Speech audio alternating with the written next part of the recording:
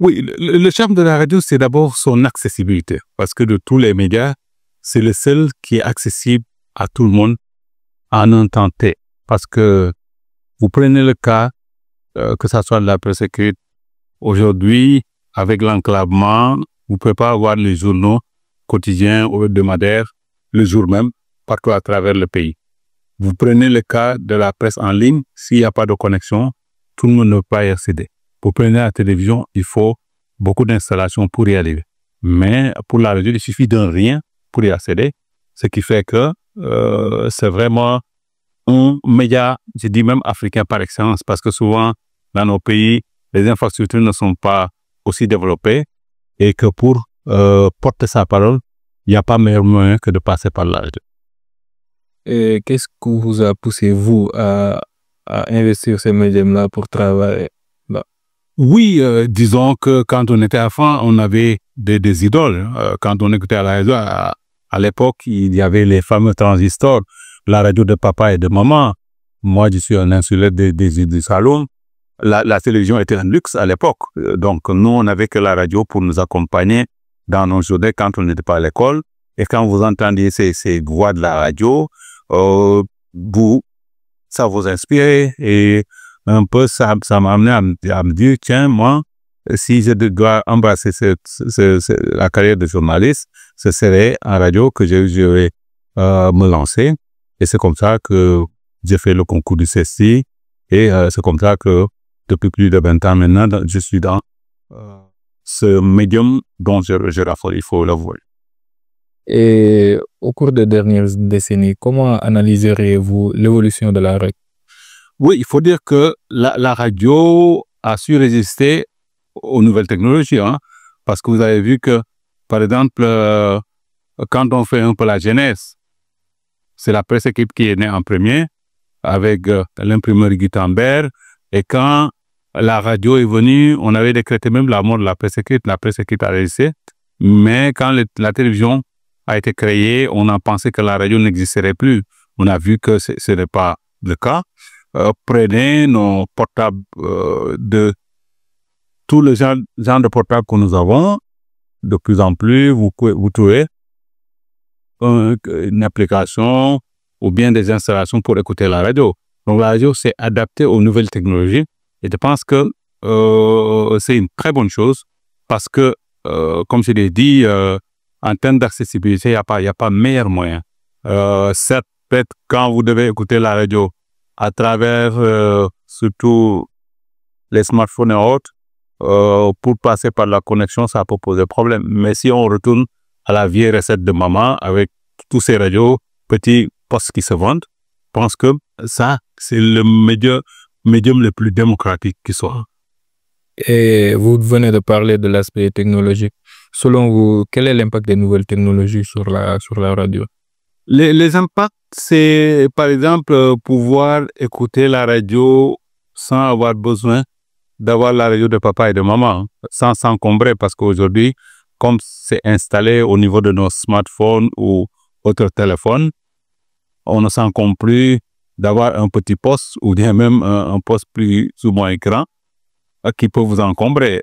Donc, c'est très pratique. Et ça, les gens qui ont inventé un peu nos téléphones ont été bien futés d'intégrer la radio. Parce qu'au quotidien, les gens écoutent la radio même en travaillant, ce qui n'est pas évident pour la télévision. La télévision, forcément, il faut que vous fixiez votre attention sur l'écran pour pouvoir suivre. Alors que la radio, vous pouvez vous asseoir à votre table, écouter en même temps et travailler. Donc, c'est très, très pratique. Quand vous prenez le quotidien, il faut donc laisser un temps soit peu ce que vous êtes en train de faire pour lire. Donc, ce qui fait que vraiment la radio de tous les types de médias que nous avons, c'est celui qui est à même de pouvoir accompagner les gens à tout instant. Et comment évaluez-vous l'importance des plateformes de streaming et des applications mobiles pour l'avenir de la radio? Mais la radio ne peut pas en souffrir parce que déjà elle s'est adaptée. Donc elle continuera à s'adapter par rapport à ces nouvelles technologies, que ce soit le podcasting, que ce soit le streaming. c'est une question d'adaptation. Aujourd'hui, ce qu'il y a lieu de faire, c'est que nous vivons dans un monde où les gens n'ont plus beaucoup de temps à concentrer en termes de concentration. Parce que quand vous voulez parler aux gens, vous n'avez pas besoin peut-être de faire trop dans la durée. C'est d'où souvent les podcasts que les gens sont en train de faire. Plus c'est court, plus de messages passent. Et en termes de... quand vous prenez même les journaux, aujourd'hui, il est avéré à travers les études que quand vous faites un journal en radio, pendant 10 minutes, vous pouvez captiver l'attention de l'auditoire. Mais quand ça va au-delà, les gens sont discrets parce qu'aujourd'hui, ils sont tellement paresseux que consacrer ne serait-ce que 20 minutes à un programme, de plus en plus, les gens en sont incapables.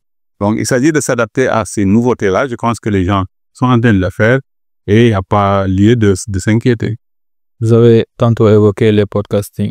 Est-ce que l'offre de podcast peut enrichir les stations radio au Sénégal? Tout à fait, mais il faudra fatalement surtout former les gens qui sont dans les radios à cette nouvelle façon de faire de la radio, parce que c'est important. Et je pense que si les gens arrivent à s'adapter, toute nouveauté souvent fait peur, parce que comme je le disais, quand les différents médias sont suivis, les gens ont toujours décrété que le médium qui était là auparavant allait mourir, mais on a vu que les gens se sont adaptés. Aujourd'hui, vous prenez par rapport à la presse en ligne, les sites maintenant, vous pouvez avoir aussi bien la radio, aussi bien les quotidiens, aussi bien une télévision sur un même site.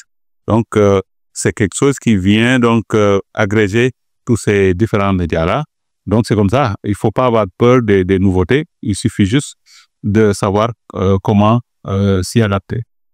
Et vous avez tantôt dit que vous aviez été bercé dans votre enfance par certaines idoles. Quel message lanceriez-vous aux jeunes aujourd'hui pour les inciter à un peu s'amouracher de la radio? Mais il n'y a pas de recette miracle. C'est avoir des références. Parce que quand on a des références dans tous les domaines, on peut y arriver. Parce que ce sont ces références-là qui vous tirent vers le haut. Parce que aussi, quand on embrasse un métier, il faut faire en sorte de ne pas être parmi les derniers. Il faut exceller autant que faire se peut. Et c'est le message que j'ai pour les plus jeunes. Quand on décide de devenir journaliste, il ne faut pas être le dernier de la classe. Il faut faire en sorte que, comme nos devanciens l'ont été, de grandes voix de la radio, parce qu'on parle de la radio, savoir qu'à la radio, d'abord, c'est la voix. Moi, j'ai eu la chance d'encadrer pas mal des étudiants qui sont venus d'école de formation. Et ce que je leur dis toujours, en radio, si vous n'avez pas la voix, vous n'avez pas votre place. Il m'est arrivé, dans le cadre de la formation, en recevant des stagiaires, j'ai eu une entité, dès que je les ai fait pratiquer pendant 2 à 3 semaines, je leur ai dit, votre place n'est pas à la radio. Allez faire presse écrite. Et certains sont devenus de grands journalistes en presse écrite, parce que aussi, quand vous écoutez quelqu'un à travers sa voix, vous travaillez un peu pendant 1 à 2 semaines, vous savez ce que vous pouvez en tirer de bien ou de mal.